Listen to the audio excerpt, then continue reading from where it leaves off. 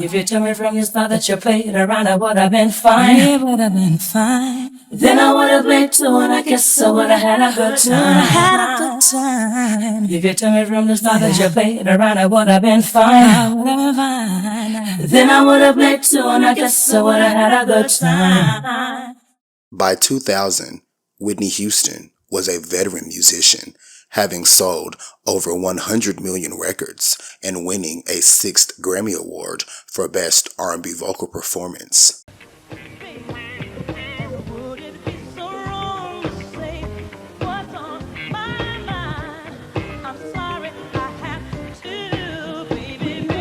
However, her rather languid behavior was of increasing concern to the media, namely a 2001 charge for marijuana discovered in her luggage at a Hawaii airport. The charges were later dismissed. At the home front, however, things were a-changing, as Clive Davis, Arista Records founder and CEO, left his beloved company after defying orders to step down. Clive said he wasn't going nowhere unless he wanted to.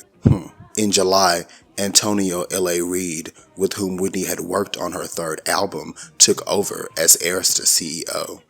2 months later, Whitney stepped into producer mode, as Brown House Productions was behind The Princess Diaries, which starred Julie Andrews and Anne Hathaway. After a historic new contract worth $100 million, in 2001, Whitney Houston began recording her first album without her musical father and mentor.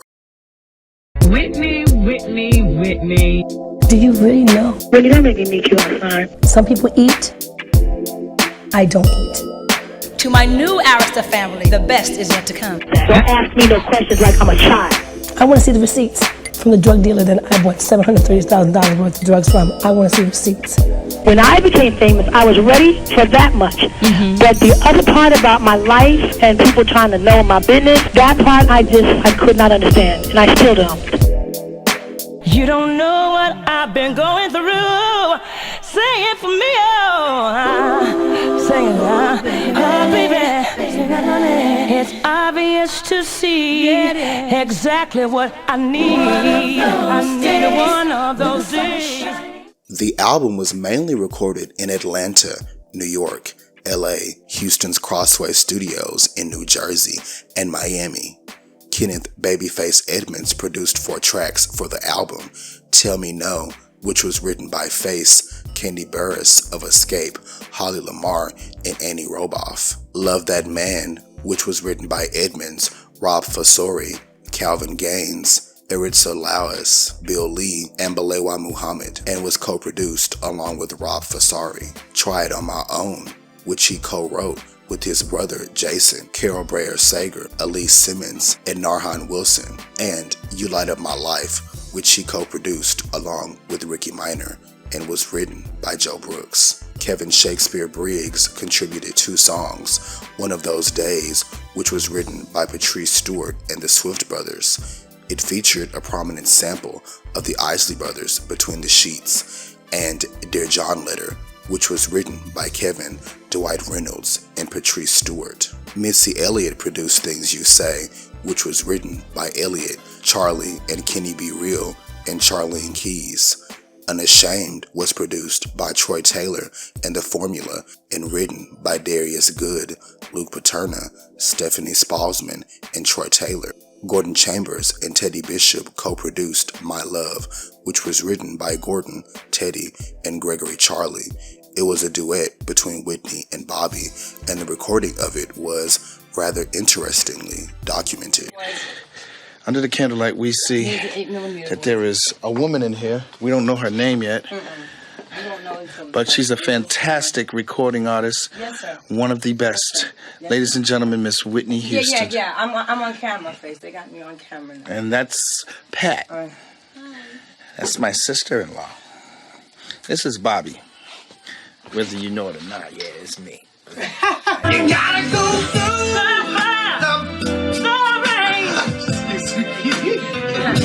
Crazy. Bobby, you crazy. What?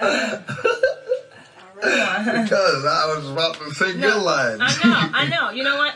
He'll sing this whole phrase if I'm not careful. Yeah. Alright, we ain't gonna do that. Bobby, your part is you gotta go through. Alright. The rain, the joy. L-O-V. You gotta go through the fire, the rain. Bobby, you go. Gotta go through the rain, the joy. I'm gonna play you the reference one more time. Don't play me the reference. What You Looking At was co-produced by her husband and Muhammad 2G and co-written by Whitney, Tammy Harris, Andre Lace, and Jerry Muhammad. In June, at age 37, she received the inaugural Lifetime Achievement Award at the first BET Awards and delivered this iconic, oft-forgotten performance.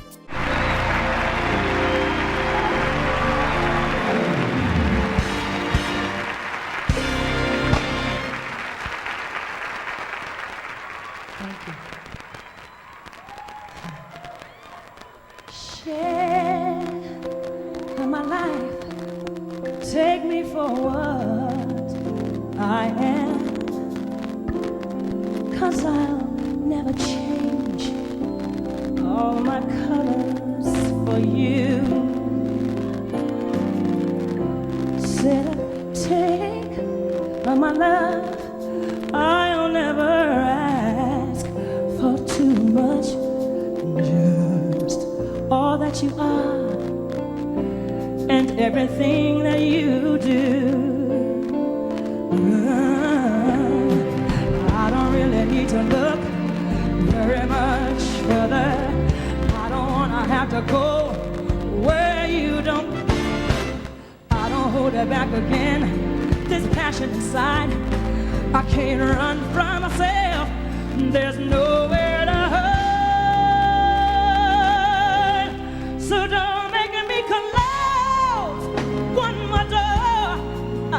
I don't wanna hurt anymore. Stay in my arms if you dare. Must I imagine you there to walk away from me? No, I have nothing if I don't have you.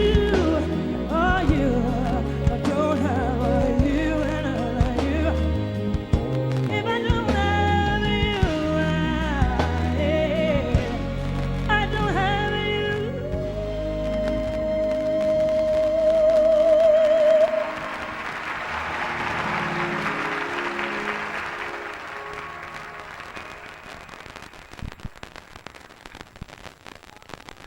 I love you guys.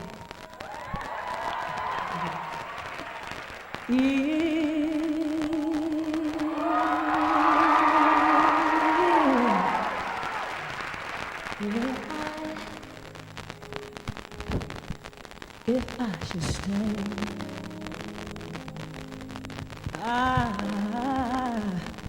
Lord, I would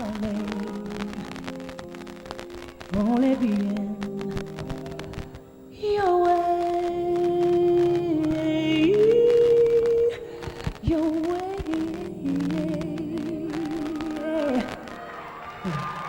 So I'll go,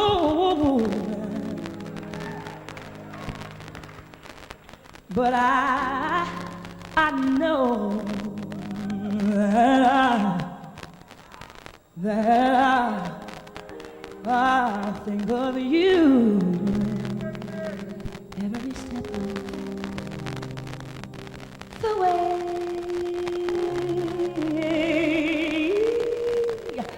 The way.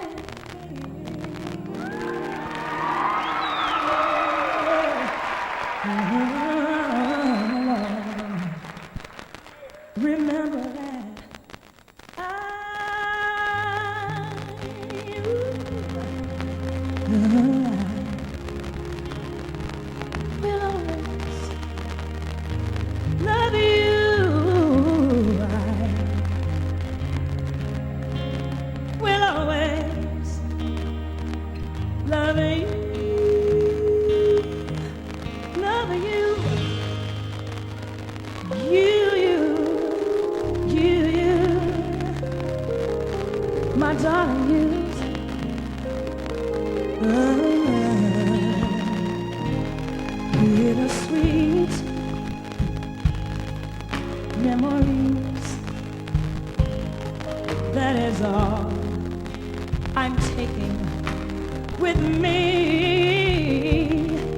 So goodbye,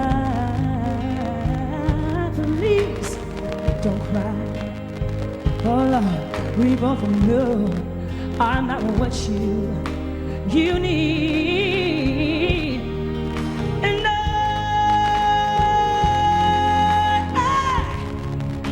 will always love you.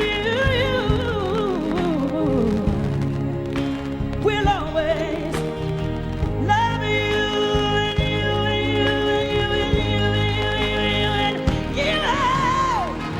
Mr. Kirk Whalum.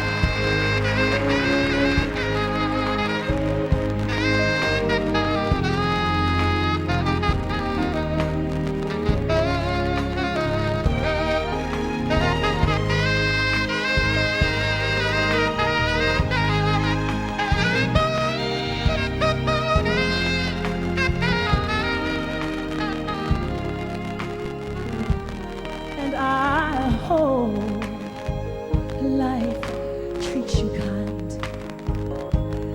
And I hope you have all you dreamed of. And I wish you joy and happiness. But above all this, I wish you love, sweet love.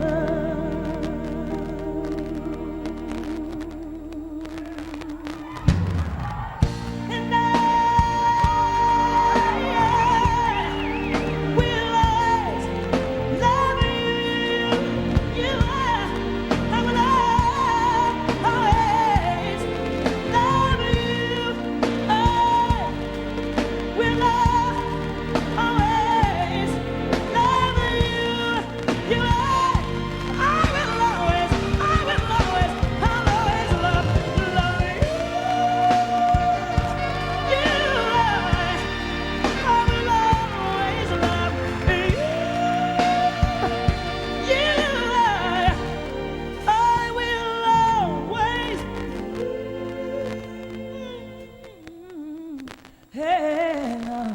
I'm so full. I am so full tonight. Woo. My God. I will always love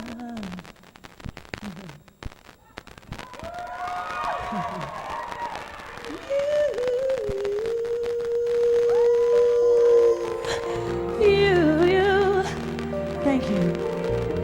BT, I love you. Whitney will always, I'll always. Come here. Come here. Come here. Listen. Love.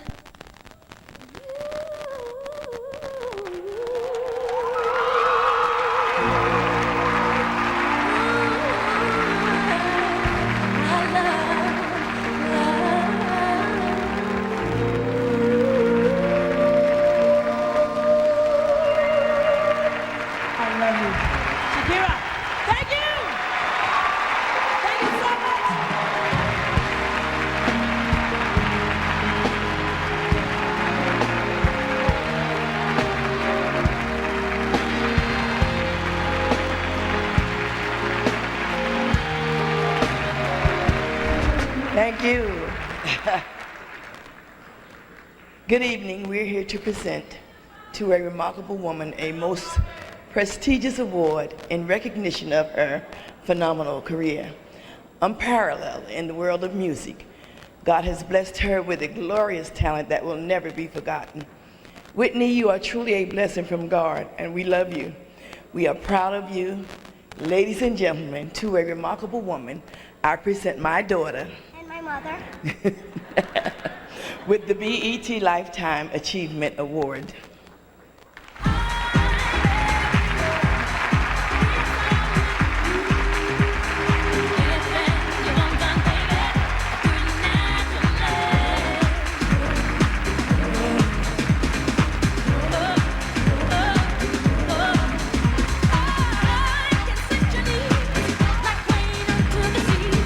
I can make a rhyme, but the feeling in your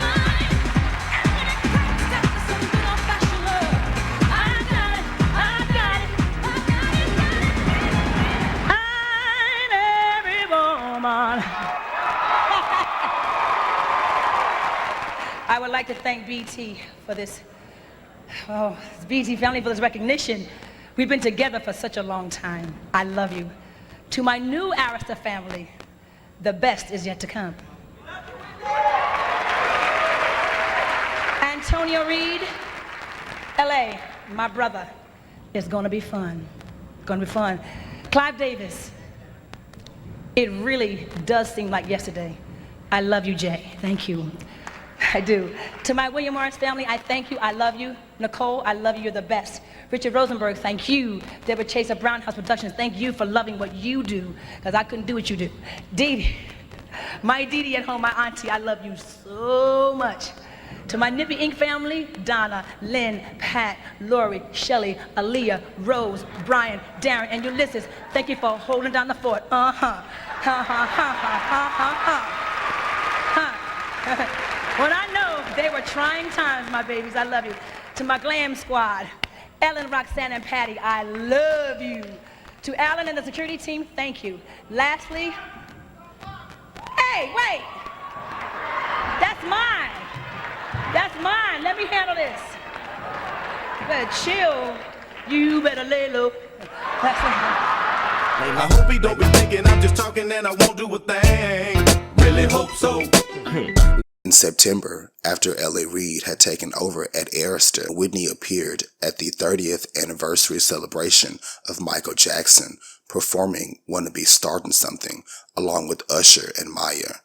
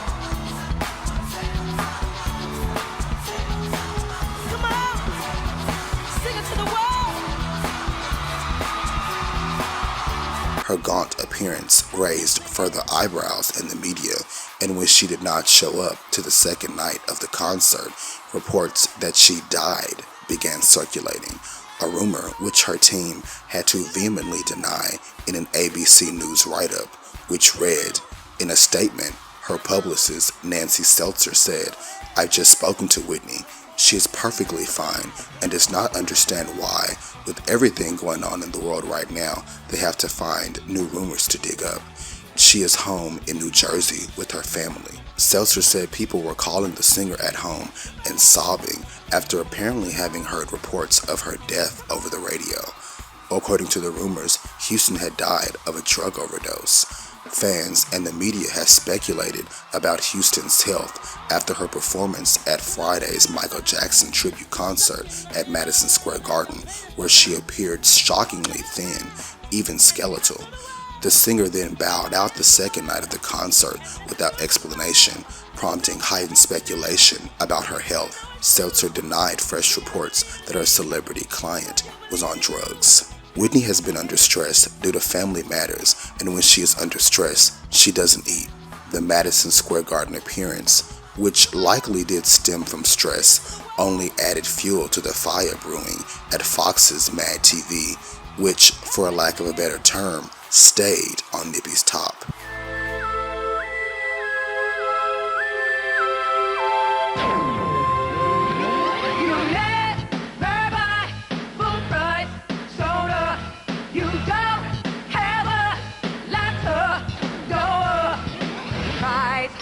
Just enjoy the price. It's the only reason why you'd ever want to buy strawberry lemon lime. Whitney Houston and Bobby Brown. Yes! Back!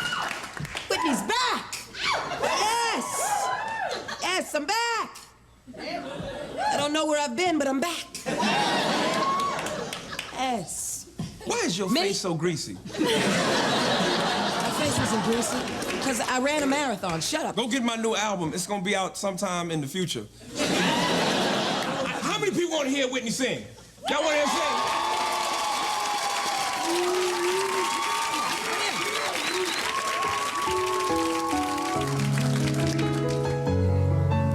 Yes. Ooh. I decree the children I should nurture. Look in the well and let them swim away. Show them la la la la la la la they possess inside. Oh, I decided when I lost my keys never to walk where I please. No matter if I lost my keys, at least I lost my dignity. Woo! Away! Yes, Whitney. Woo! How you guys yourself? Where'd you get that cell phone? I know where you got that from. You got that from the radio house. You mean Shaq? Yes. You got that from the radio hut. Oh, let me ask you something now. Do they sell glass pipes and screens at this radio board? Because I'm kind of needing something to do right now. No, Whitney, but look at all the features this Radio Shack cell phone has. What they got? What's this thing for? It's got 9 one-button speed. Wait, I heard you just say 911. So you gonna call on police on Whitney? No. Nobody calls the police on Whitney. Nobody. Bobby, come here. This white man's gonna call the police on me. Yes. This white don't. Bobby, he's gonna call the police on me. What you doing here anyway? You ain't supposed to be with him. So I'm making money. My cousin in town. I got Uncle Ray Ray there. I got the breakfast meats. I got the sausage. I got the ham. Let me tell you something. I bought the stuff yesterday. When the Shut up. Let me get through this just once. Fine, go. I got some good stuff. This Radio Shack cell phone, you can dial home. Mind your business. You keep talking so much. He said that. Screw it. Shut up. And what Korean woman did you scalp to get that damn wig? Hello, y'all. Hey. Yes. You know, let me tell you, you know how hard it is to be a celebrity, okay? Let me tell you something. First of all, you know, you're making crazy loot, and you're being loved, and you're being adored by everybody. They love you because you're a diva. And you know, it's just all that money, how hard it is. You stay exhausted counting all that money gets piled up high. And speaking of high, Bobby. Tell him, Bobby. Yeah, I ain't never even heard of it till I woke up exhausted. Right. Because my Bobby, yes, he had it. And you know what? The tabloids, okay? The tabloids had the nerve to say that he was up all night smoking pot and drinking, which was a, look at me, total lie. Matter of fact, let me tell you something. I'm gonna set the record straight. Yes. The reason why I was suffering from this celebrity exhaustion was, bitch. Whitney's appearance at the Michael Jackson Gala was preceded by the death of R&B siren Aaliyah Houghton and 8 others. Things happen with the group and they break off and Sparkle goes on to have her own career. Aaliyah was supposed to star in Whitney's remake of the 1976 black film classic Sparkle. In May 2002, she made an appearance at VH1 Divas Las Vegas, performing with Mary J. Blige.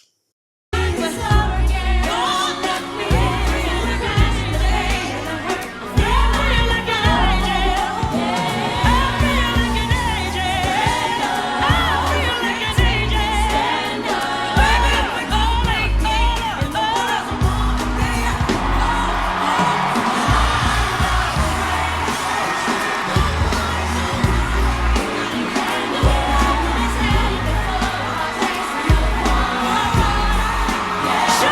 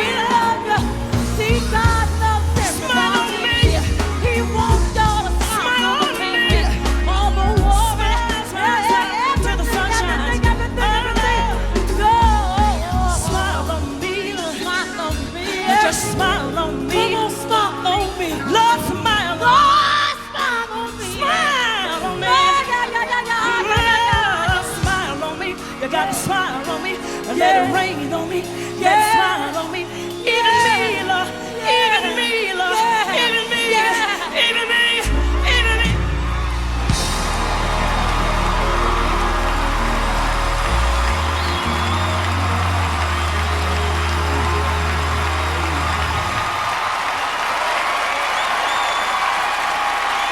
Mary J. Blige!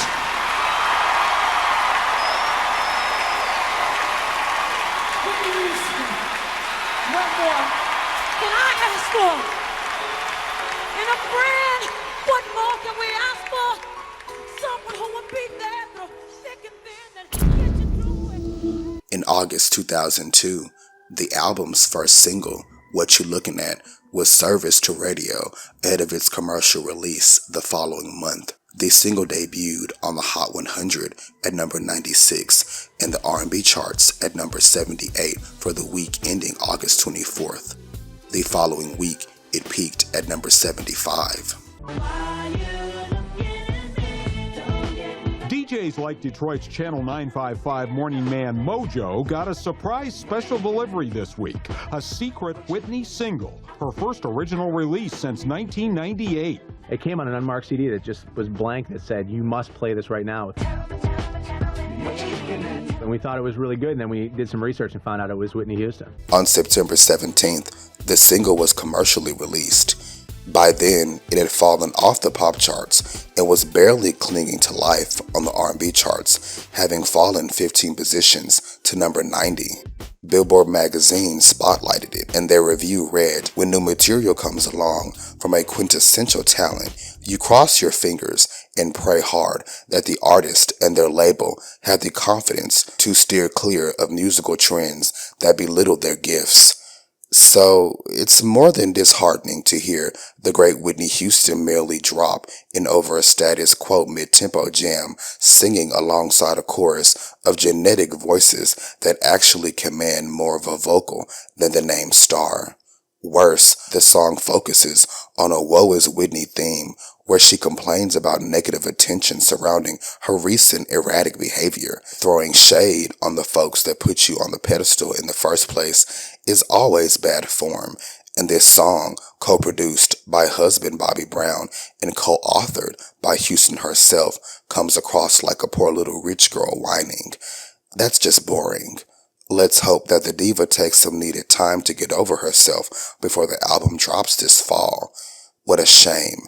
Its video, directed by Kevin Bray, featured Houston serving a number of looks and some baby paps, one of which was Offset dancing in the background. That same month, her father, John Houston, slapped a $100 million lawsuit against his daughter for money unpaid to John Houston's company for getting her out of an aforementioned drug charge and negotiating her a new record deal.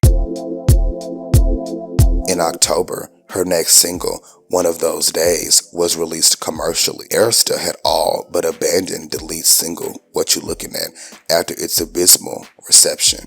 Billboard magazine spotlighted the single with its review reading, "Jennifer, Mariah, Ashanti, Brandy, Christina, and all you other ladies bidding for R&B glory, Miss Whitney would like to show you the way it is to be done.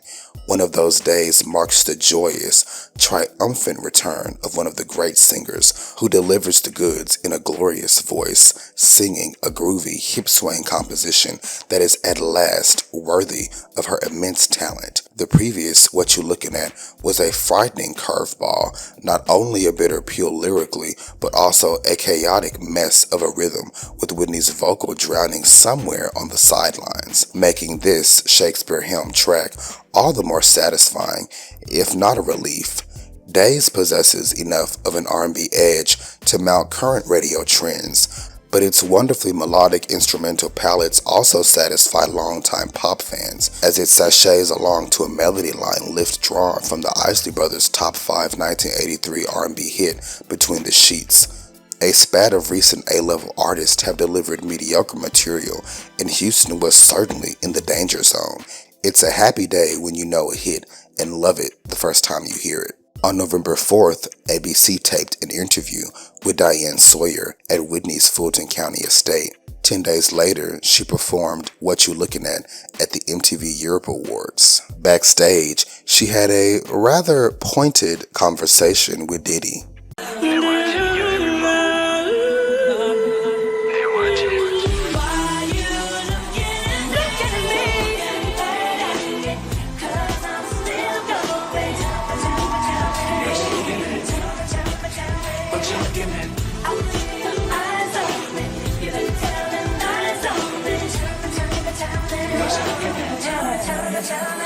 See, I don't understand why you keep peeping me when you don't even like me. You're after me and my man. Don't think you're stressing me, 'cause your lies don't excite me. No, no, no, no. Never thought, never knew that you would do this to me. Try to ruin me, be my enemy. Never thought that you would just if you're cool. Why you looking at me? Oh, don't look at me, 'cause I'm still gonna be me. Tell me, I feel eyes. You've been telling those lies. Oh, you know you're wrong. Don't wanna respect my song. It's okay, but either way, try so hard to show the whole world what I do. Now I'm turning, I'm coming back on you. Same spotlight, I was giving fake. Trying to dirty up with this vein. Never thought, never knew that you would do this to me. Trying to ruin me, be my enemy. Never thought that you would guess if you're cool. Why you looking at me? Don't get mad, 'cause I'm still gonna be.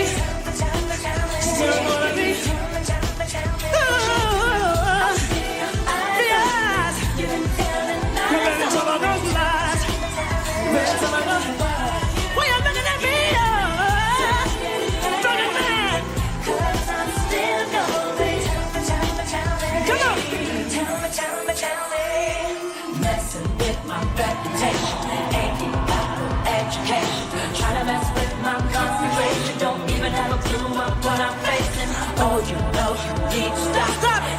Even whining for. Come on. Cause my soul's free, and I don't need you looking at me. Don't forget that. I'm still gonna be me. Just me and me. I'm just gonna be me. You've been telling lies. Why you looking at me? Why you looking at me?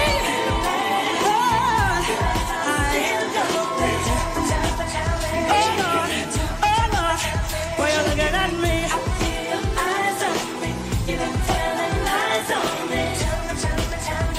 I love you, Barcelona.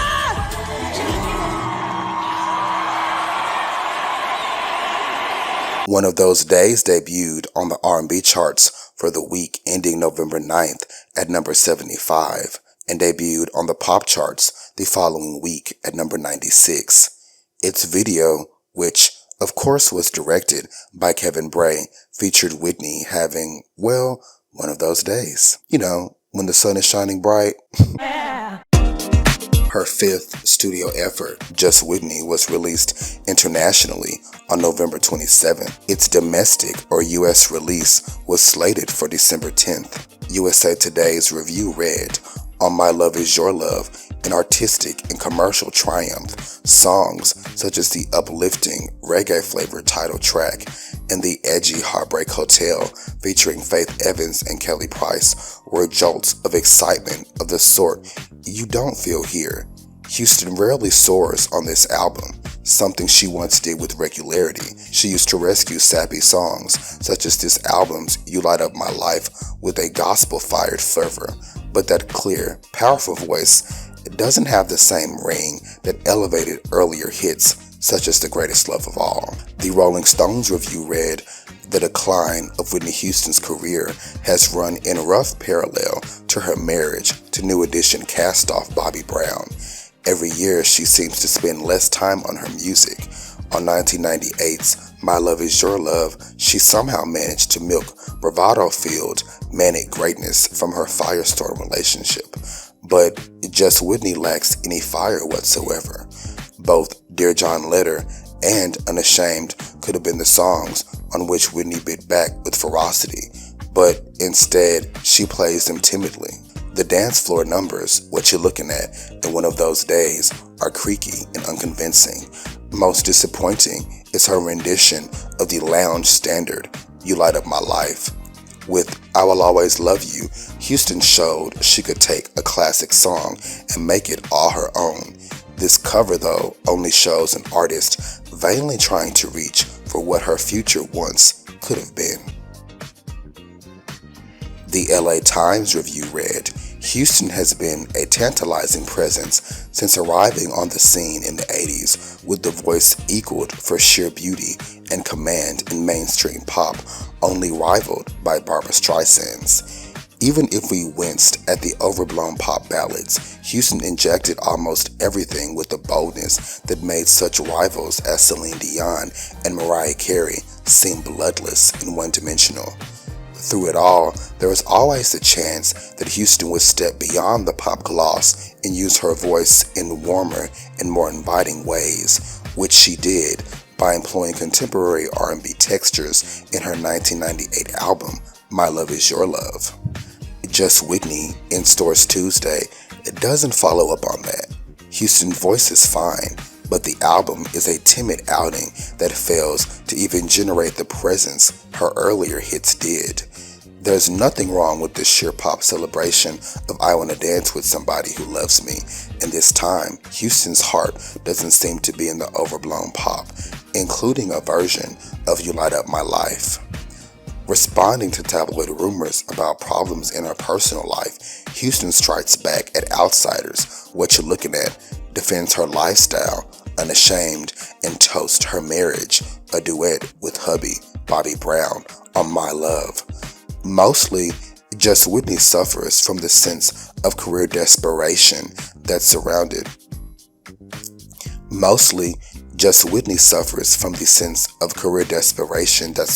Michael Jackson's recent CDs. She and 4 writers and producers work so hard finding another hit that they lose track of the human qualities that made her music so formidable. The last line of that review is really just a load of BS, as the album only had 10 producers. Slant Magazine's review read, Forget Mariah, Whitney takes the cake when it comes to distressed divas on the comeback trail. Notoriously tight-lipped when it comes to her trials and tribulations, Houston sure makes plenty of allusions to her personal life on her 5th studio album, Just Whitney. She lashes out at the media on the album's failed first offering, the icy and lifeless What You're Looking At. And when she huffs, I've reached the top, I'm #1 on Tell Me No, she comes off almost as self-delusional as Michael Jackson. In what could be viewed as career suicide, the singer invites her unemployed hubby to sing along on the Stand By Your Man manifesto, My Love. There are no striking I Will Always Love You style ballads here, just Try It On My Own, and a cover of the theme song from the 1977 film You Light Up My Life, the kind of syrupy ballads responsible for cookie-cutter star makers like American Idol's A Moment Like This. Just Whitney's official lead single could very well have been called How Whitney Got Her Groove Back.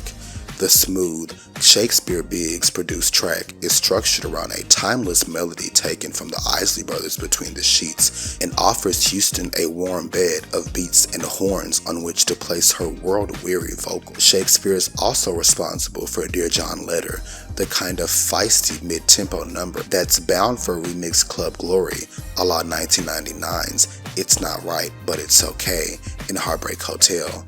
In fact, it's a shame that more of Just Whitney wasn't geared to recapture the crossover R&B success of My Love Is Your Love, an album that in retrospect was sorely underappreciated.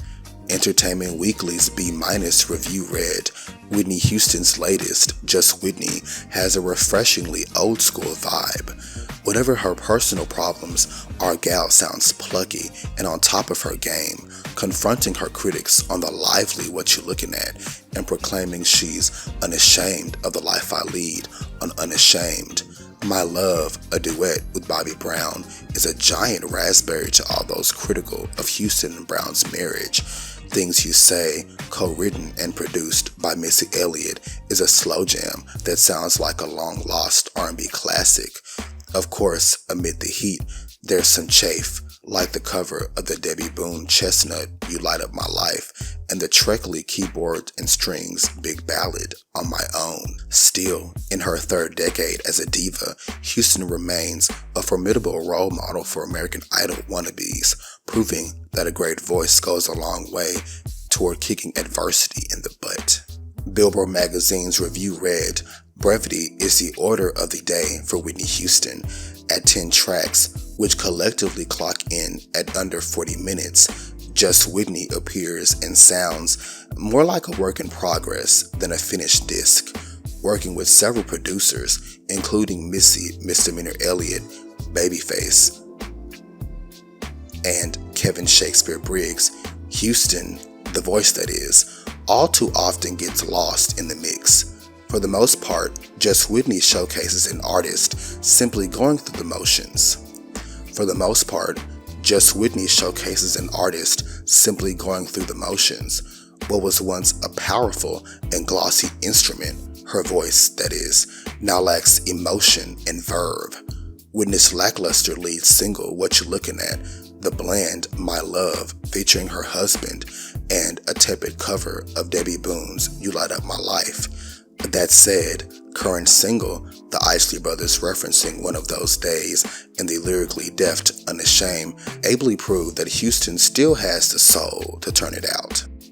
On December 4th, ABC aired its sit-down interview with Diane Sawyer, which saw Houston being pressed on her appearance at the Michael Jackson 30th anniversary gala, whether or not she used drugs, and her marriage to Bobby Brown. When we arrived for the interview, we didn't know what we'd find. We were told she was suffering from laryngitis because she'd been traveling, just back from Los Angeles. But like everyone else, most of all, we wondered how frail she would look when she walked in the room. You know that as we sit here and talk, Yeah. everybody watching this Yeah. is going to be staring at you physically. Yeah. And they're going to be saying, how thin is she now? Yeah. How many bones can we see? Is she sick? And how sick is she? I'm not sick, Diane. I am not sick. Let's get that straight. I'm not sick, okay? I've always been a thin girl. I'm not going to be fat ever. Let's get that straight. Whitney is not going to be fat ever, okay? The Michael Jackson VH1 appearance. I'm going to show you the picture. Well, that's a bad shot. Well, it may be a bad shot, but this is real. I mean, the bones, that's real. Yeah, my bones, yeah. I'm 5'7" and thin. I can understand what you mean. But that's not just thin. No, what is it? Diane, tell me. Do you know? It's scary thin. I can believe what you feel. I can believe that. But do you really know? Do you really know? No, you know. Thank you. Tell me what you're looking at. Anorexia. No way. They've written it. No way. Bulimia. No way. That it's because of drugs. No.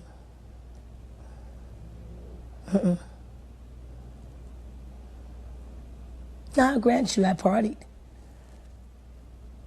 But there have been times when I know I was going through a lot of emotional stress, and my eating habits were awful. Whitney dying. Crack rehab fails. First of all, let's get one thing straight. Crack is cheap.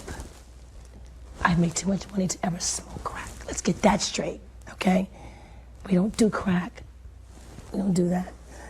Crack is whack. I want to ask you about the cancellations. Did they tell you how many? Do you know how many? Look at my record. See the concerts I've done and see how many I've canceled in the 17 years of my career and add it up. But when you read the articles and people talk as if you're just impossible because you may show, you may not show. Not true, not true, not true, not true. But there's some high-profile things you didn't show for it. True. But not showing up for Clive. Oh, yeah, that was between him and I. We won't discuss it. The Academy Awards. Okay. I was fired from the gig. I didn't mind. I really didn't want to do it anyway. But I was past that. I'm past that and it's over now. Why were you fired? Because I was not getting along with the guy that was directing the whole thing, who I've known since I was a kid. I think you said laryngitis at the time. I don't think that's what you said. I had gotten bronchitis, and I asked him just for a day just to get it together. And I was kind of pissed off, and I had an attitude about it. And rightfully so. You know, I should not have been on the show, and they fired me, and that was it. And I went home. And that's all there was? That I can remember. People were saying that sometimes you just didn't, you didn't seem there. Really? Yeah. Probably wasn't. If I have a day that is nerve-wracking, or my week has been bad, or something's going down, I won't eat. Some people eat, I don't eat. And it shows in my physical frame. Can I ask how much you weigh now? Sure. How much do you weigh now? I ain't telling you. I think I just got sucker punched. Do you work at it now to keep your weight up? No. You know what? Well, but if people are going to be looking and people are going to be pointing. But they always have. From the moment I stepped out there. They always have. And looking back, do you apologize? Do you want them Yeah, there are things I apologize for. But the things I apologize for, like my concert dates, those things I apologize for because the people really matter to me. They matter to me. And I know they came out to see me. And I apologize for that. I'll make it up to you. I come back to the feeling that people have that your husband's controlling and that you can't get away from it any more than an abused wife can get away from it. Because you can't see it. It's a magnet that pulls you back. The magnet that they're talking about is my love and my protection for him. I cannot say that there wasn't a time where, yeah, it was like that, you know, but I was new at it. When? 4 or 5 years ago, you know. I was that wife that wanted to be there to make sure, you know, everything was cool and that, you know, no other women were around and da-da-da-da-da-da-ba-ba-ba-ba. This is my first love. Remember, I had never really ever been in love with anybody like I was in love with Bobby, so I went through all the changes that any girl would go through, you know? I did. But I'm older and I'm wiser now. I'm wiser about it. He can go away and I'm fine. I can go away and he's fine. It's not the Svengali tactic anymore. Once somebody's done that, though, it's hard to let go. I don't want to let go of him. No, it's hard to let go of He doesn't want to let go of me. a Svengali relationship. I did with Clive. Let's just say it wasn't exactly well received, adding more fuel to the fire over at Mad TV and SNL. But the ratings, well, that was a different story, as 21.3 million viewers tuned in, making it the most watched show that night. Good evening. I'm Diane Sawyer. As you know, I recently interviewed Whitney Houston and Bobby Brown. It was a train wreck. It was the most pathetic, tragic hour of denial in American television history. And you Americans, you ate it up, and I am back for seconds. Whitney has invited me to watch the taping of the Christmas special that she and Bobby have written, directed, and are producing themselves. Merry Christmas, y'all! Welcome to my home! Let's get it started! Joy to the girl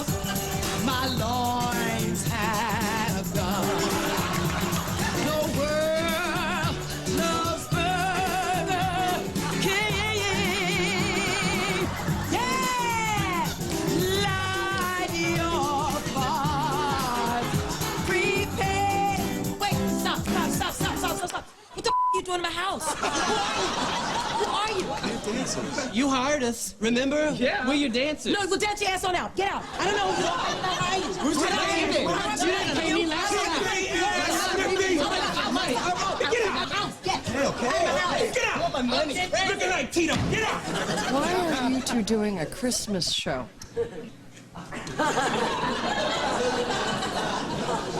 Do you know why? Do you know? Do you? No. No, you do. Thank you. Bobby, would you care to join us? It seems like you'd like to join us.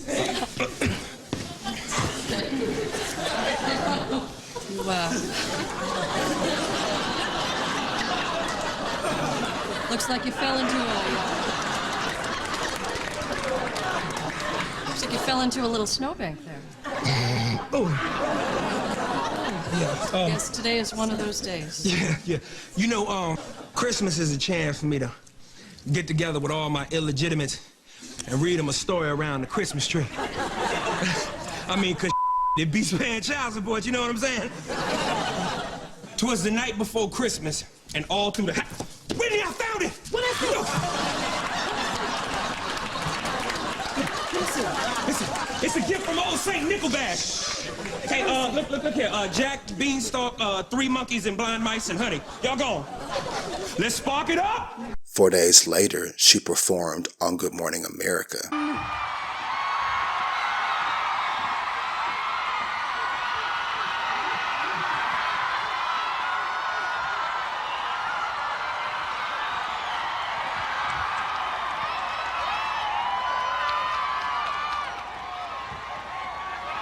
New York!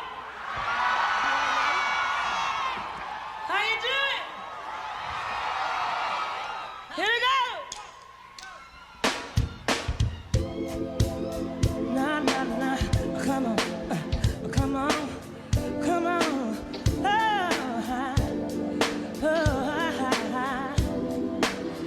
This is yours for me.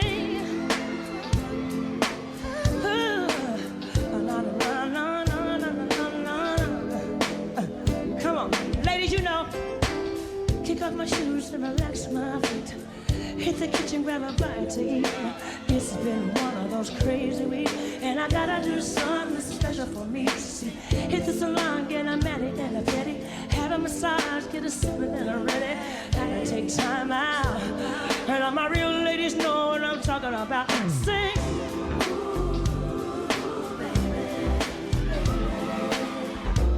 You don't know what I've been going through. Sing it again, y'all. Baby, it's obvious to see exactly what I need. Just one of those days, shine real bright. My life is going right. Never ever wasted. One of those days, cruising in the car, to see the stars.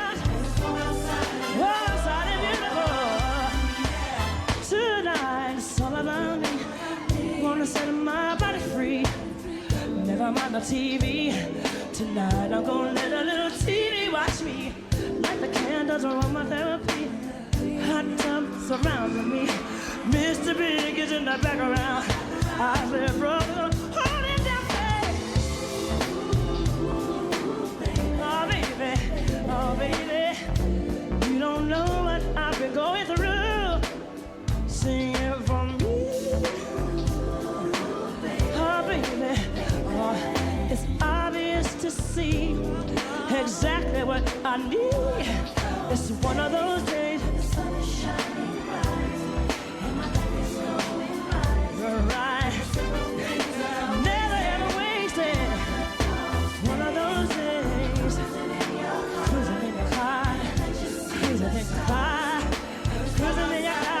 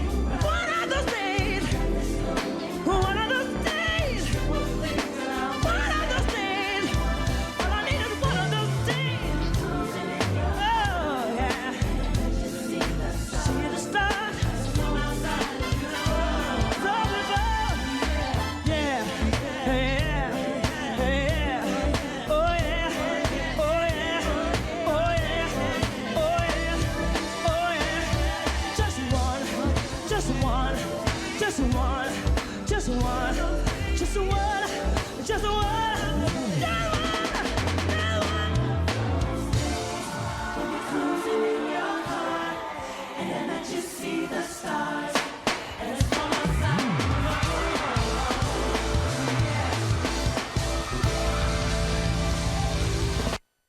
Okay, Tony, thanks. We're back to our wall-to-wall Whitney Houston concert, and in addition to songs from the new album, Just Whitney, she also ushered in the holiday season singing one of her favorite Christmas carols, Do You Hear What I Hear? And she's backed up by the Talent Unlimited High School Chorus from New York City.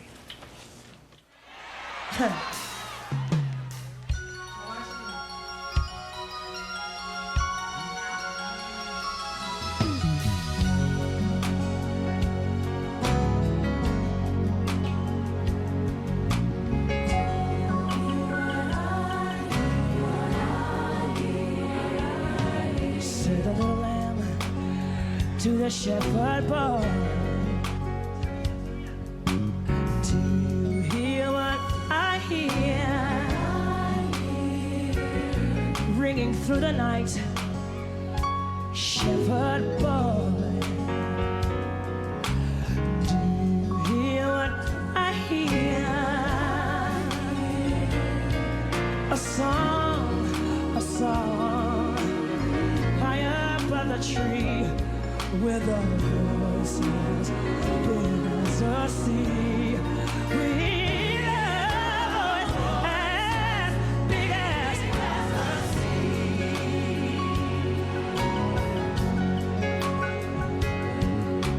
To the shepherd, to the mighty king, my Lord, do you know what I know?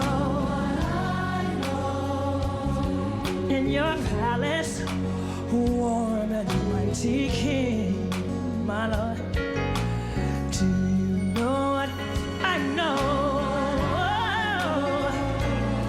There's a child who shivers in the cold.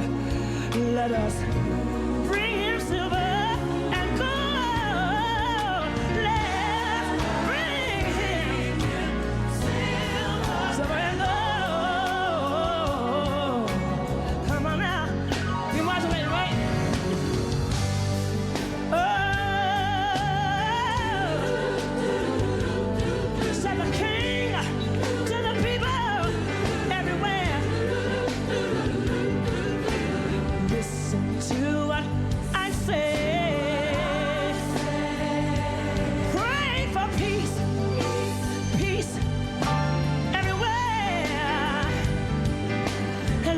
To what I say.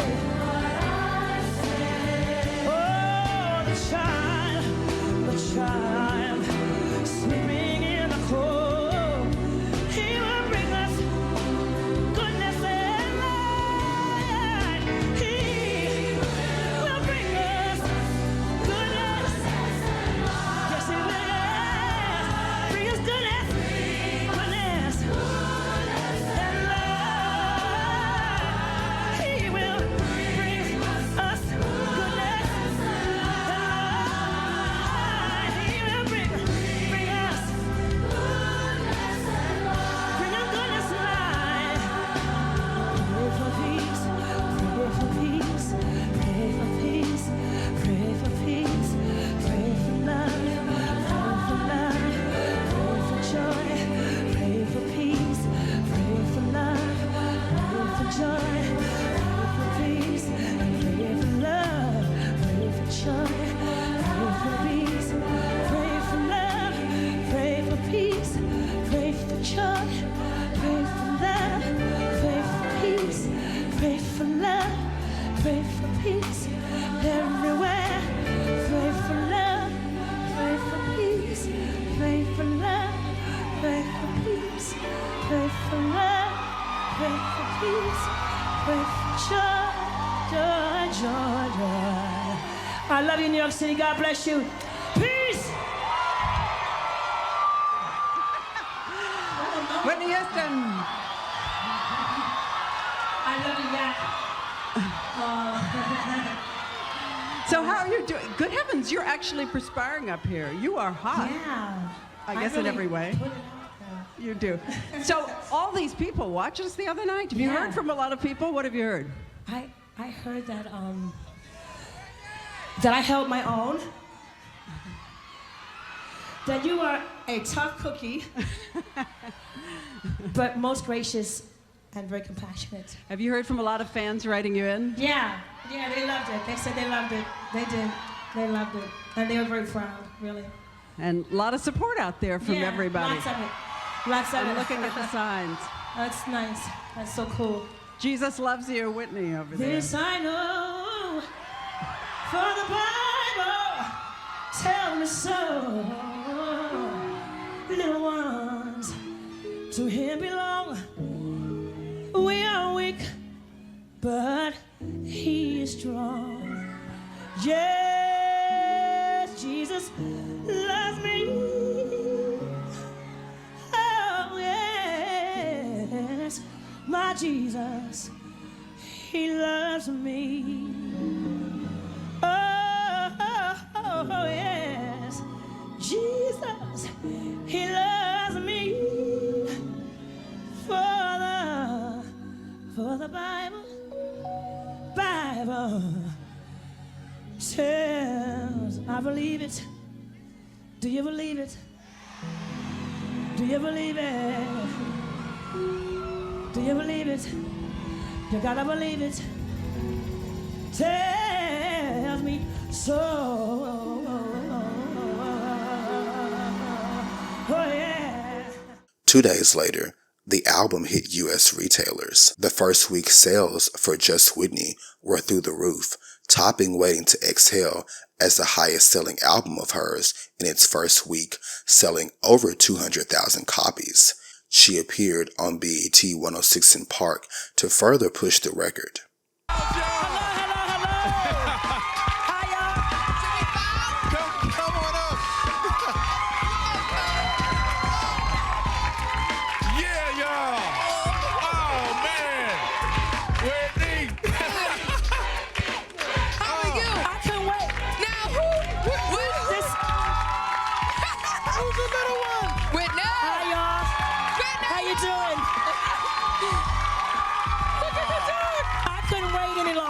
Come out and say hello. How you doing? Who's this? This is Doogie. Doogie? Doogie. He's a doctor. He's a doctor. He's a doctor. Whitney done took her boot off. What's up, ma? Get comfortable up here. It's not working with this tone. It's not working with that tone. They're not getting along. Wow. Well, we saw your interview. I feel much better though now. Y'all don't mind if I take one boot off, right? Do your thing. Right? Can I take the other one off too? It's okay? Go ahead. Get relaxed. You home. You at 106. I know that's right. Oh, my family, right? That's right. This is my family right? over here. All right. So we saw the interview you did with Diane Sawyer. It must have been very difficult, but we do applaud you on being so courageous. Thank you. And bearing your soul. Thanks. It really was nice. Thanks. Now, the one thing she did not talk about was your album. Let's talk about Just You know what I mean? It was all about something totally else. They sold me on some really messed up stuff, but I think I got my point across, didn't I? Mm-hmm. You did? I believe I did. I believe I did. I do. You know, it's first of all, it's difficult being in front of a world full of people and telling your business when it ain't their business. First of all, okay? But, you know, you all have been so supportive and so loving and so prayerful of me that I felt I had to talk to you all. Okay. And that's what I owed you. And I love you for your love. Thank you. All support over here. Yeah. So let's talk about One of Those Days and the single and Just Whitney album. My God. This is a Shakespeare song with a young lady by the name of Patrice. We call her Butterfly.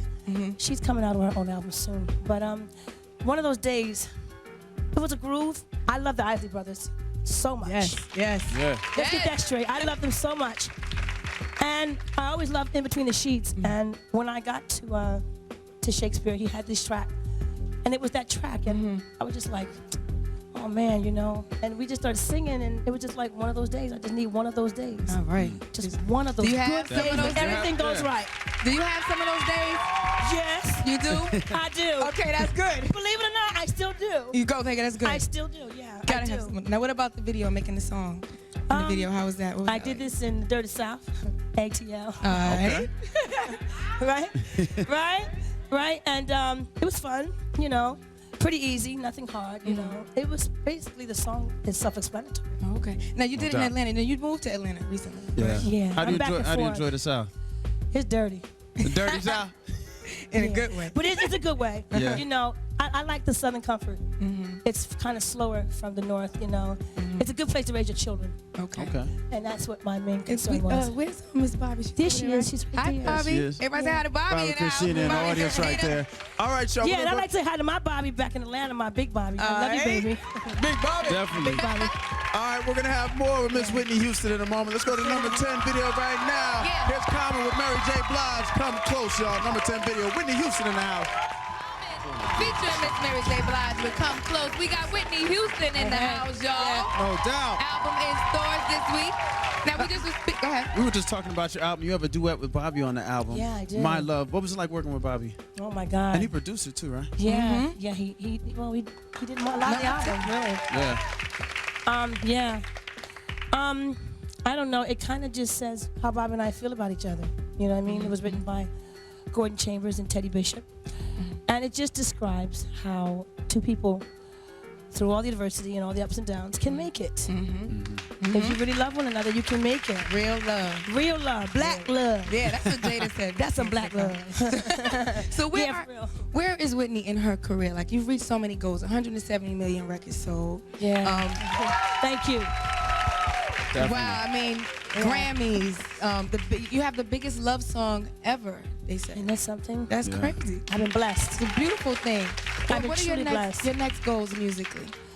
You know what? I just want to make music that people can listen to and love, make love to, cry to, laugh to. I'm in a good zone now. Okay. I'm in a great zone. Okay. There's nothing more that I'd like to do except for raise my children. You know what I mean? Have another baby, I think. You know what I mean? Yeah, Really? Yeah. You want to have Yeah. Do it again? I need a brown bomber. You need a what? A brown You looking for a bomber. boy? I want a boy. Yeah, I need a little boy now. Wow. So how do you balance everything out, being a mother and the career and everything? How do you It's do it hard. I pray. Yeah. I pray and I ask God to just guide me and to be a lamp to my footsteps. And whatever He decides for me to do, I try to listen and try to do it. You know, I really do. That's how I make it. All right. Yeah. That's how I make it. How's it like a day in the life of Whitney Houston? Woo, honey. Let me tell you something. Lauryn Hill and I talked one day. She said, "Girl, my life ain't regular unless there's some drama in it." Exactly. And that's how It's you just, feel. Yeah, it's just drama. Billboard published an article in its December 14th issue with the headline reading, Arista Ames' new album to core urban fans, and an article which read, while recording her first album after signing her new $100 million Arista contract, Whitney Houston says she sought to create a positive, feel-good, very soul-oriented album, something I felt was missing. I hear a lot of things on the radio, but I do not hear any R&B songs with a bold, new flavor, songs that you can sing along to and love the melody. That's what I was looking for. That rhythmic quest has yielded Just Whitney, which will hit US stores Tuesday. While her previous studio album, the 1998 set My Love Is Your Love, found the crossover diva dabbling in hip-hop and reggae, Just Whitney takes a decidedly more R&B approach. It's a back-to-the-basics direction sought by Arista Records president and CEO Antonio L.A. Reid. We really wanted to reestablish a core urban base for Whitney, Reid says. It was important to do that because for an artist of her caliber, it's easy to get lost and start to not pay attention or understand the value in our core urban market. That's so key for her. It's not like it once was. We made records that were black pop for years, and now that same black pop doesn't work. If you look at black artists with success, you find they're making music for their core, not necessarily designed for the masses. To reach that core, Arista is working the commercial single One of Those Days to urban, rhythmic, and pop radio, utilizing the melody from the Isley Brothers' top 5 1983 hit Between the Sheets. The mid-tempo Kevin Shakespeare Briggs produced tune is number 35 on the Hot R&B Singles tracks, and number 94 on the Hot 100. The new album marks several milestones for Houston. In addition to it being her first studio album in 4 years and the first under a renewed contract, Just Whitney is Houston's first album without mentor Clive Davis. This was a very loose process, Houston says. With Clive, I was used to getting the song and knowing what I was going to do on a day-to-day basis. This time, I walked into the studios and listened to tracks. LA would recommend people and say, if you like it, I'll hook you up. I really enjoyed the process because I got some really great creative material that I probably wouldn't have gotten otherwise. Reed says, I asked her to go in and experiment with different producers, which is something she hadn't done in the past. There are no major artist couplings a la Houston's collaborations with Kelly Price and Faith Evans on Heartbreak Hotel or Deborah Cox on Same Script, Different Cast. We had ideas like that, Reed says. However, I tend to shy away from too many duets and guests with artists because I like to make sure when they make a record, they can support it when they go out and not be at the mercy of guest artists who can't be there to promote it. Reed is working on a One of Those Days remix with Nelly, while Houston is recording a song with Brandy. Neither track is slated to be on the new album, although Reed says of the Brandy pairing, when it's finished, I'll find a home for it. Reed is also considering using Santana on a single version of another album track, the rock-tinged Tell Me No. Then there was the Brown, Muhammad 2G produced What You Looking At. Given a lukewarm reception by radio this summer, the song, which Houston co-wrote, chastises the media for its preoccupation with her private life and personal travails. We didn't go the distance with that song The Way We Are One of Those Days in terms of a full throttle at radio and a video, which was only released overseas. We abandoned it early on because public reception wasn't great. For her part, Houston says, the reaction is what I wanted it to get. It's sassy and elegant and says what I've been asking for a long time. I mean, come on now, enough is enough. Beyond What You're Looking At, it is no secret that Just Whitney has encountered other obstacles before reaching the starting gate. The project's release date has been delayed several times, and word recently came that the album, recorded in Atlanta, Miami, Los Angeles, and New Jersey, had been leaked to the internet. But unlike his decision to retool Usher's latest album because of internet leaks, Reed opted to press ahead. While I'm not happy with bootlegging or pirating, I don't think it will hurt sales for this album. I'm hoping people will listen and want to buy the album. I also just felt it was time to move forward. Whitney's timing is good and she's in great voice and spirits right now. It debuted and peaked on the Hot 200 for the week ending December 28th at number 9. The next single would not come until February 11th, 2003, entitled Try It On My Own. That same month, her father passed. Billboard magazine spotlighted the single and wrote in its review, if an artist is rarely seen promoting her own music, why should the public rally behind her? Perhaps that's part of the problem behind Houston's Just Whitney, a very good, albeit very short album that's sinking with alarming speed at retail. Third single, Try It On My Own, is really the best song on the disc, a classic Whitney ballad that pushes every diva button, from huge celestial notes to a creamy orchestra arrangement. Arista also commissioned Thunderpuss to ringing the song into a dance thumper, hoping that tempo will foster radio favor. A la previous remix ballads, I Learned From the Best and It's Not Right But It's Okay. It's heartbreaking to see Houston's career faltering in the midst of self-admitted personal problems. One has to wonder if she can score a hit in spite of herself. Ouch. Its video saw her hearkening back to The Greatest Love of All, a performance piece with a nice glittery dress. Whitney looked healthy and happy during the making of the video for her new song, Try It On My Own. Supported by husband Bobby Brown and 10-year-old daughter Bobby Christina, Whitney sent a message to her fans and her critics. I'm stronger now. I've learned from my mistakes which way to go. Whitney Whitney Houston looks great. She looks healthy. She looks strong, which is incredibly important because that's one of the questions people have had recently. E.T. has confirmed that just days ago, Whitney became emotional on stage after performing in New York. She had just dedicated her song, I Will Always Love You, to her late father, John, who died in February. But on this video shoot, her mood was more joyful. That same month, she had a phone interview with rising star Wendy Williams at WBLS Radio, one in which she said all the things she perhaps couldn't tell Diane Sawyer. Whitney, Whitney, Whitney. Wendy, Wendy, Wendy. Oh my gosh. Oh my Lord, have I waited for this day? Have you?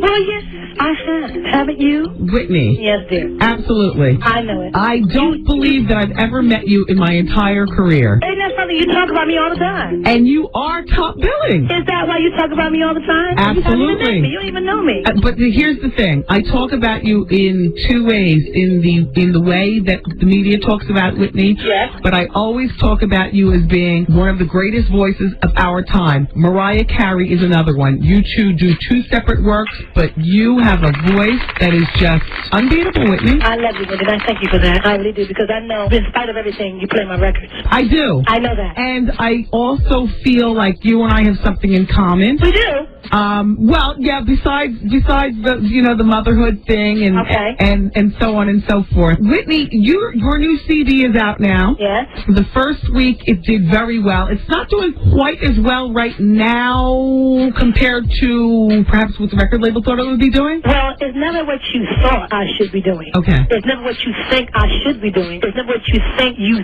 say I'm doing. It is what's going to happen. You see what I'm saying? I don't want my album to peak too quickly. I don't want it to peak too quickly because I want to go through the summer and the fall. Okay, I understand. So there is a plan. Okay. You understand what I mean? Like you set your schedule on a day-to-day basis, or who you going to talk about, how you going to talk about them? Yes. Well, that's how I do. So we love the song, the Dear John letter here on the show. Yes, ma'am. And speaking of letters, you no longer have to write to Bobby. Bobby's out of jail. Bobby's back home now. Yes, baby. You get all the info, don't you? You got the 411. You should know. I want to make sure that I have all my stories straight. Yes, baby. He's home, well and intact. Do you regret Diane Sawyer interview? No. Why should I? Well, it didn't exactly show you in the best light. You don't think so? Well, you don't show yourself in the best light. People still listen to you. Yeah, but I'm on the radio every day. Yeah, we just don't get to see your face, but they should know what you look like. I understand that, Whitney. Perhaps one day I will have a TV show, but in terms of what I do, when I'm not shown in the best light, I guess one of the best things that I love about my career is that there's always tomorrow to come back. See, and I love about my career is that my music speaks for itself. Yeah, well, it does. You know what I mean? So, I am the second most interviewed behind Monica Lewinsky in the history of interviews.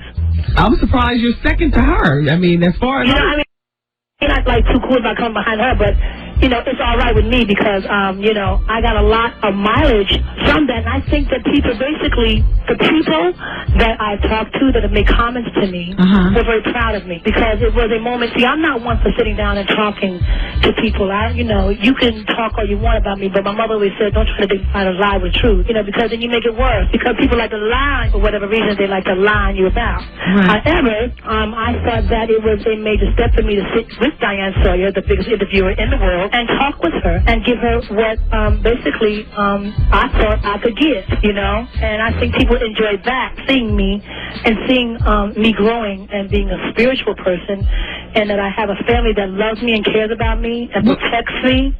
And that was the idea, Wendy. Yeah, no, it was very entertaining. You thought it was entertaining? Yes. Ah, you're funny. Yeah, please, me and everybody, we were all watching together. I recently... There were some very funny moments.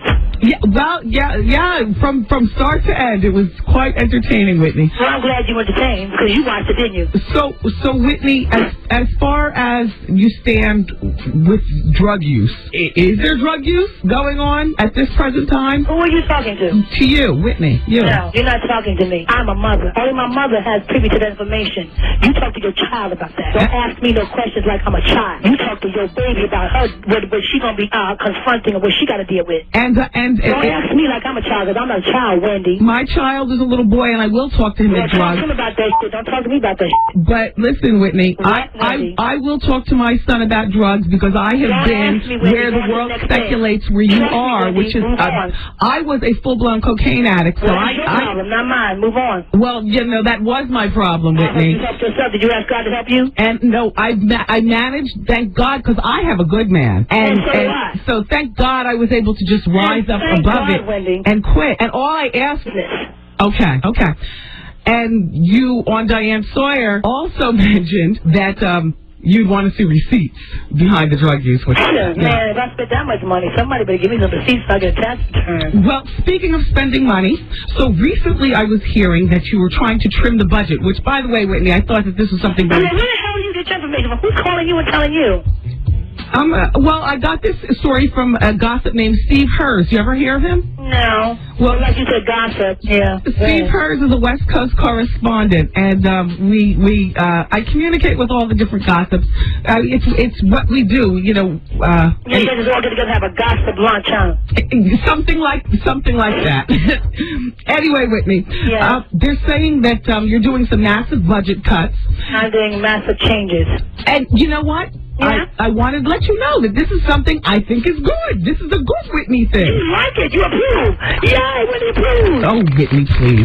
Listen, they were saying that you cut your mother's See, you don't know what the allowance. You don't make me curse on the radio. I'm trying to be, come on. Well, Steve was saying it was from about like $1,600 a week to about $500 a week. Fuck you to kiss my Okay. And so can anybody else ever think I'd do that to my mother, you low down dirty He also was letting me know that Michael, Gary, and your sister Donna, who run your Nippy company, are also experiencing the slashes across the board. They were saying that you have a 24-hour-a-day bar on site at your studio that you're now cutting down, and you're not making your personal chef available to people to just come up in your house and just order food and stuff. I think that's all good. When did that ever happen? I don't even know what the you're talking about.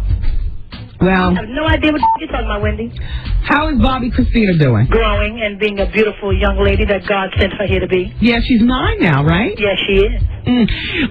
When your husband was incarcerated for those few days, what types of things do you tell her concerning, like, do you say, like, Daddy's away visiting Boston? I don't really talking to a retard. She's a sped patient. She's a child who has intelligence. Okay. My child is smart.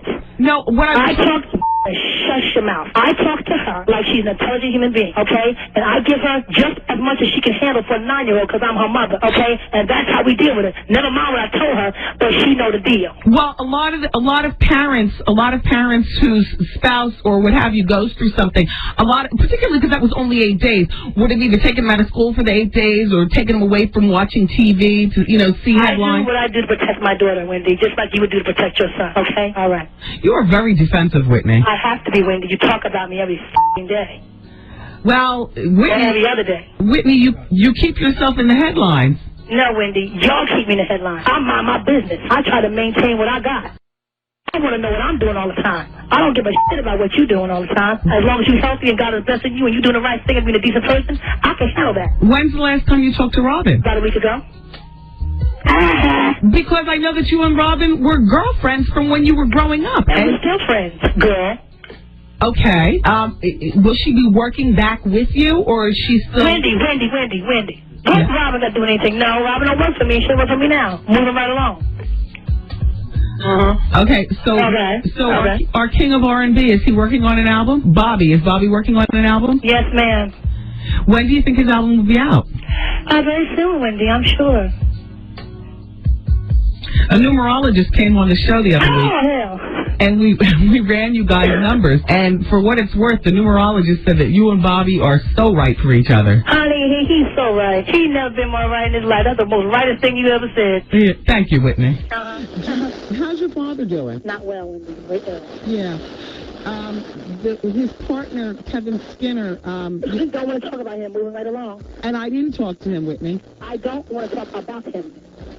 He's not my friend, okay? Okay. You want to be my friend? I like to be your friend, I think. Well, you're so defensive. Is this how you treat your friends? No, but you're not my friend. You just said you want to be my friend. That's what I want. See? I want to be your friend.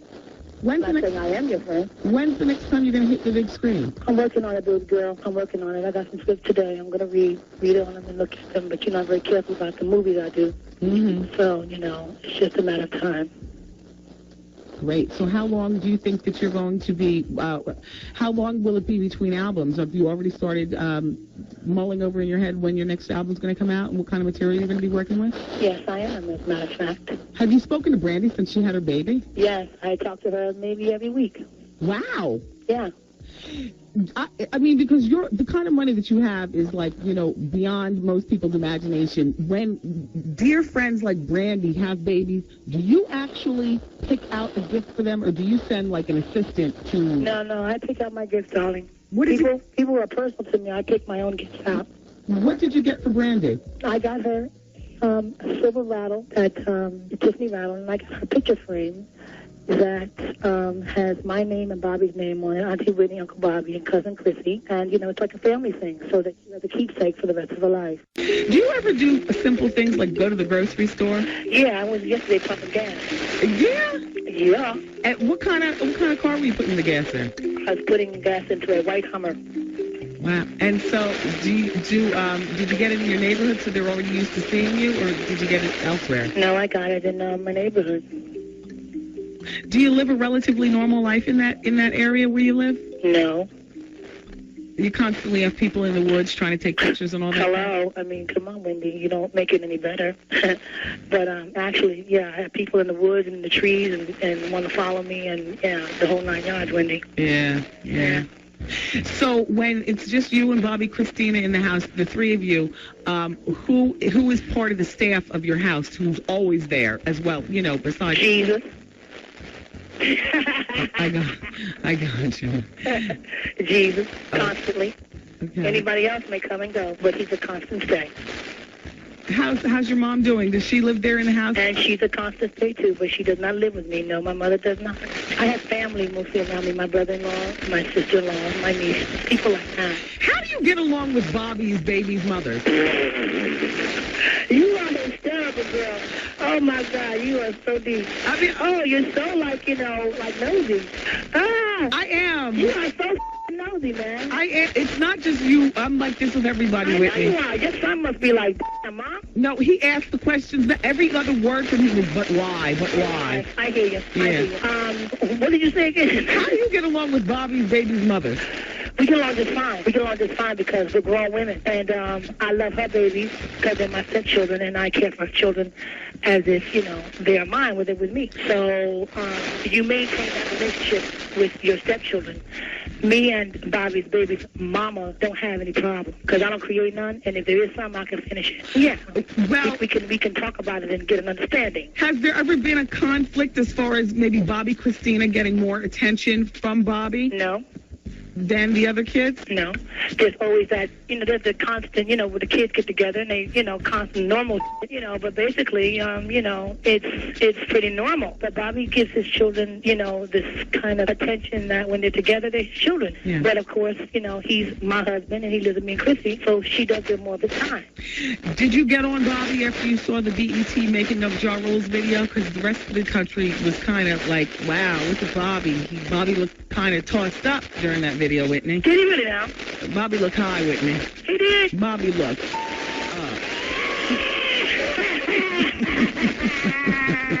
See, there was Ja Rule in there was Bobby, there was other folk, but you ain't said shit about them. Yeah, but Bobby... Yeah, because all you want to come shit on is Bobby. No, as a matter of fact, Bobby was pretty cool, honey. He did his gig. He's thug loving. What? Talk to me. Mm-hmm. That's what I heard. I realize that being married, your money is Bobby's money and vice versa. Right.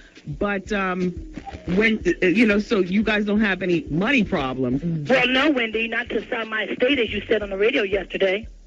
No, I didn't say you were selling your estate for money reasons. I said you were selling your estate to get more privacy. Oh, I understand. No. Okay, thank you, darling, for clarifying that. No, I'm not selling my estate, and Bobby and I are doing just fine. Thank you.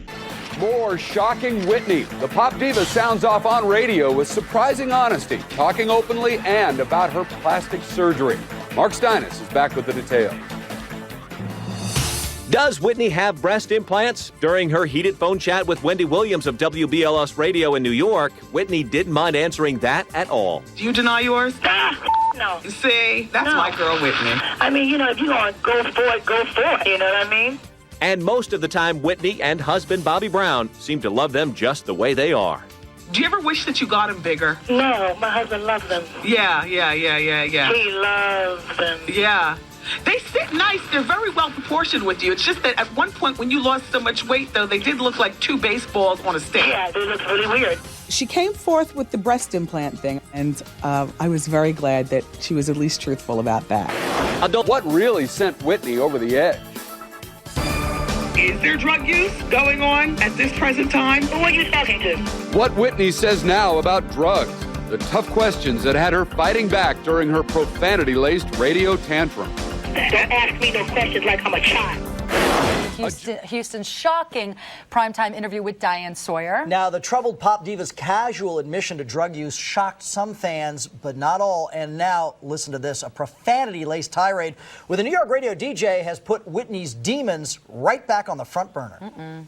Everybody's talking all this stuff about me.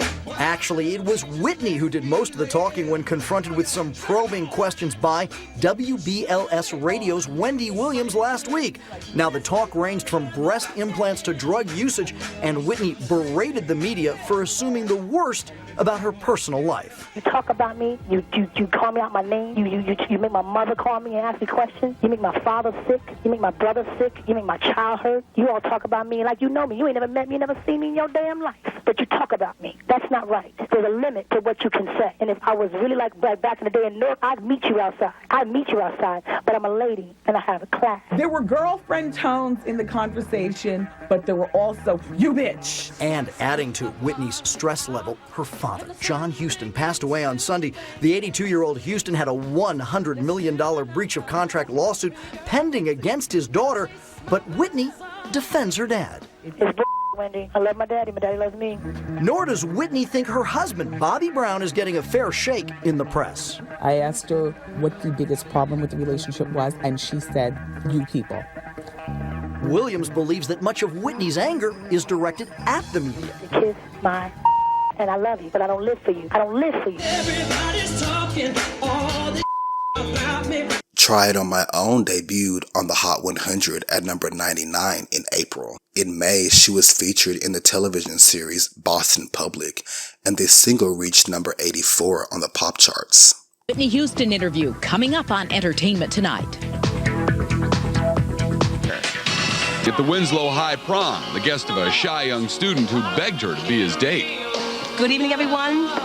I'm really here because of my date. For Whitney, it brought back memories of the day that her years in public school came to an end, thanks to her mom, gospel singer Sissy Houston. We were having this big debate about whether I was going to go to a private school or public school. Of course, I wanted public, my mother wanted private. So she and my grandmother ganged up on me and talked to the principal and got my grades and everything. They weren't looking so cute. The scene at the school didn't help either. On this particular day, they were all fighting.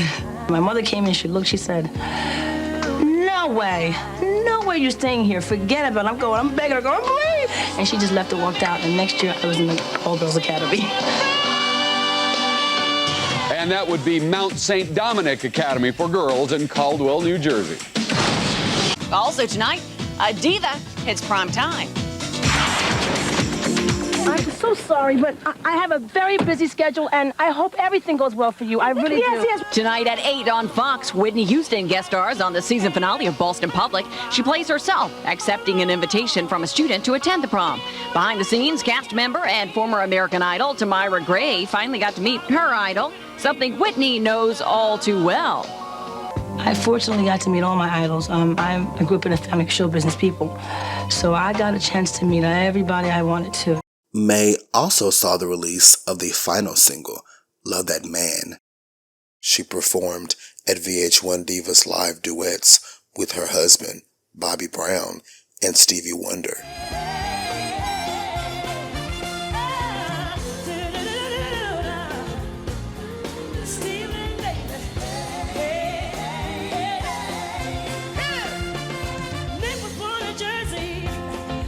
Shot her sweetheart. We were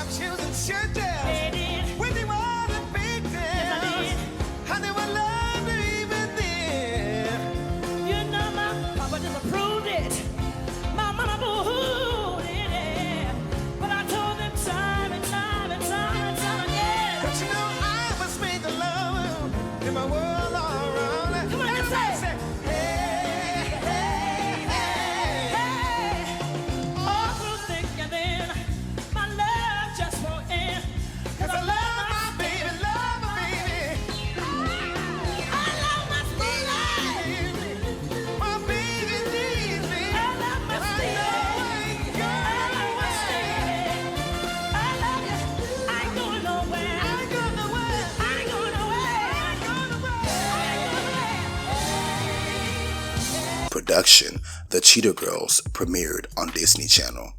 She soon began recording another album, this one holiday-themed. In November, Arista issued a Christmas album entitled One Wish, the Holiday Album, which the Washington Post reviewed by saying, Houston's first holiday album feels like a contractual obligation / holding action. Her versions of standards are decidedly mainstream, more pop than R&B, with surprisingly dated arrangements. 2 songs came from her 1996 soundtrack for The Preacher's Wife. Houston seldom invests herself emotionally, only occasionally giving in to melodic flurries that showcased her still considerable vocal skills. The title track, the album's only original song, is not particularly memorable. Neither is this album. The LA Times wrote similarly, one wish that goes unfulfilled in this overwrought outing is that the singer would serve the song rather than vice versa. Houston seems intent on showing she can shoehorn more notes into each syllable than Mariah Carey, resulting in an orgy of melismatics that often obliterates the spirit of the holiday tune she selected. In December, Whitney called the police on Bobby after he left her with a bruise on her cheek and a cut on her lip. The news, of course, made headlines. Fulton County authorities here in the Atlanta area have filed a domestic violence battery charge against R&B singer Bobby Brown, that in connection with the alleged beating of his wife on Sunday, his wife Whitney Houston. But when Brown met with Fulton County authorities yesterday, Houston was right by his side. Occasionally, the couple kissed, and as they left the building, Houston told reporters, quote, "We're still together." It was a very different scene Sunday night when Fulton County 911 received a call from Houston's home in suburban Atlanta. Fulton County 911, what's the address of the emergency? Ma'am, I'm at, what's the address? 1014 Tullamore. Repeat that for me. Repeat the address, ma'am. Hello? And at that point, the caller hung up. But police went out to the home and say they found Houston with a 1-inch bruise on her cheek and a cut to her upper lip. According to the police report, Houston told authorities Brown hit her with an open right hand. Now, this is just the latest in a series of run-ins Brown has had with the law. He's been ordered to appear in court for a preliminary hearing on January 7th, and until then, he is released on his own recognizance. In March 2004, Whitney checked herself into rehab, and just 5 days later, she checked herself out. In July, she embarked on a short 8-stop tour with Dionne Warwick and Natalie Cole, the Soul Divas Tour. In August, The Princess Diaries 2 premiered, another Brown House production. And it was the success of the first that completely took her by surprise. I had no idea. I just knew the book was such a little girl's book. And since I had one, and I thought, wow, I would love to have seen this when I was a little girl, you know. I thought, what a great thing to do. So we did it. That same month, Reuters published a report that Bravo was in talks with Bobby Brown for a reality TV show about his life. On September 14th, she performed at the American Music Awards. Bravo TV were successful. Well, after it was decided that Nippy would participate in the show. For 6 months, TV crews followed the couple and their family around, and by June 2005, the series, Being Bobby Brown, hit television airwaves. Where's your shoes? Just go. Just go. I want to get a hot dog over there. You always know that. You think I can be any more real than I am? Hell to the no. Hey, good. I'm known like the president. They might as well just give me the Oval Office. I'm gonna try me a cheeseburger. You look great. So nice. Now y'all gonna stand around and stare at me, right? Ma'am. Uh-oh. Ma'am, please. Variety had this to say about the first 2 episodes. Bobby Brown let a camera crew follow him around for several months, through a stretch encompassing the R&B singer's latest legal troubles, and the result is a bad home movie crossed with an image polishing infomercial for the show's product, which is none other than Bobby Brown. Based on the first 2 episodes, this latest vanity project almost makes Whitney and Kevin's show look deep and revealing. Okay, almost. If my shirt's open, I would go like this. 'Cause you're a freak. I'm nobody's freak. Who am I? 'Cause that's freaky. Any man, you know who did it too? No. Who? What? On TV? No. You just. The man, you know what? You was about to slip up in here. Who does that too? Who used to? What you mean, who used to? Somebody used to know. Entertainment Weekly wrote of the series, "The title is being Bobby Brown, but of course, what we really want to see is Brown being Bobby with Whitney Houston. How does that work exactly? That life between court appearances stuff. He's faced charges as varied as marijuana use and allegedly hitting his wife, a charge Houston dropped. She returned to rehab a second time in March, a fact that lends the Bravo series shot last year an unintentionally wistful overtone. If the joke on the Osbournes was that the metal rocker was actually a sweet, doddering family man, the catch to being Bobby is that the Brown-Houston universe is as surreal as you might guess. The two are prone to random bouts of song and dance. In a restaurant, in a gift shop, they switch on unexpectedly, like robot performers, and the wires unhook just as quickly. They're dogged by fans. There's a moment when Houston looks up from a hotel pool in the Bahamas that's been closed to other guests to find herself surrounded by gawkers, and you can't help but to pity the woman who wanders the beach like a dazed Norma Desmond, relentlessly seeking privacy. So, why would the singer agree to be trailed by a reality TV show camera crew? Probably because hubby asked her to. The two do seem smitten. They may be the only reality couple who talk more about doing it than Britney and Kevin. If, as Katharine Hepburn once said, Fred gave Ginger class and Ginger gave Fred sex, then Brown gives Houston humor and Houston gives Brown a lot of crap. At lunch, she holds forth on little bugs that form at the rectum, thereby positively begging for a crack is whack reference. Done. And who'd have thought that the hair-bold doll from I Wanna Dance With Somebody would someday be recalling how her husband manually assisted in a bowel movement, prompting her to cry. Now that's love. Black love. That kind of love, I feel, transcends color and colon boundaries. After a few decades stalked by paparazzi, they are apparently void of self-consciousness. They neither play to nor are bashful of the cameras. With the singers smoking and tripling and making really bad jokes, theirs is not the tidiest of portraits, but it feels like an honest one. The Today Show called it disgusting, writing, "There's no point beating around the bush." Being Bobby Brown, the reality TV show spotlighting the R&B singer whose rap sheet might be longer than his catalog, is undoubtedly the most disgusting and execrable series to ever ooze its way onto television. And when you consider the competition from the celebrity reality genre alone, that says something. What gives Bobby that dismal distinction? Is it the lionizing of a lowlife convicted of failing to pay child support for his out-of-wedlock kids, drunk driving, and a cocaine-related parole violation? And let's not forget his spousal slapboxing arrest.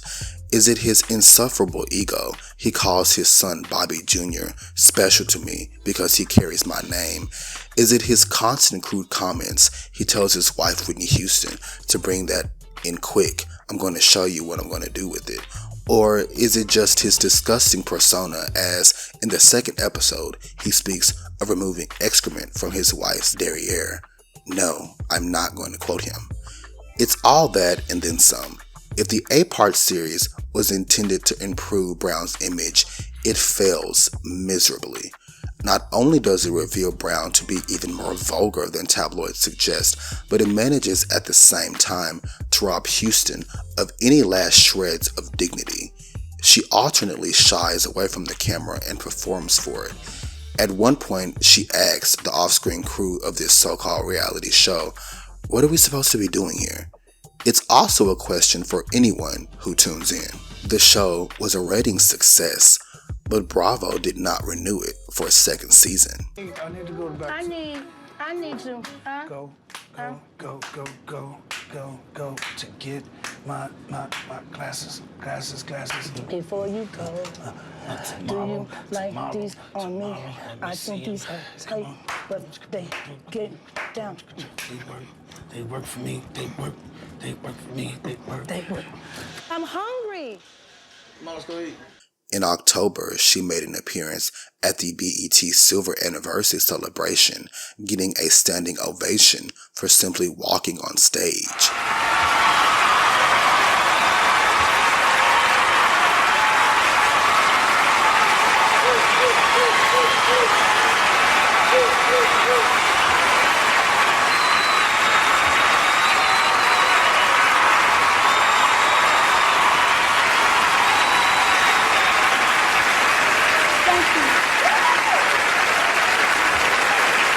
Talk about aura. After that, the diva went silent until almost a year later when she filed for divorce from Bobby Brown. By 2007, she was back attending industry events. In April, she was granted full custody of Bobby Christina, while rumors swirled that she was working on a new project. The work on that, however, would not begin until 2008, and the project aimed to be more personal than ever.